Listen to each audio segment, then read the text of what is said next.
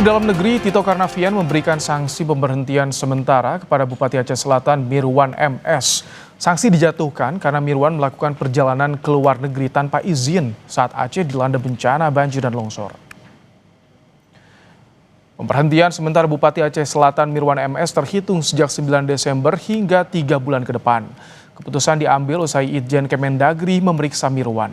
Mendagri Tito Karnavian menyayangkan tindakan Mirwan yang tetap berangkat ke luar negeri meski pengajuan izinnya ditolak di tengah masa tanggap darurat bencana. Mirwan akan menjalani pembinaan di Kemendagri hingga 9 Maret 2026.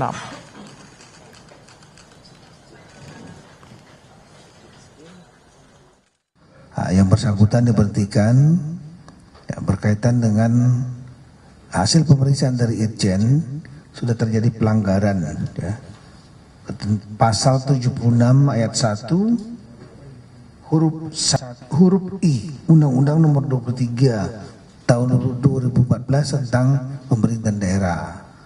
Ya, diantaranya adalah melakukan ke luar negeri tanpa izin menteri, dalam inilah Menteri Dalam Negeri.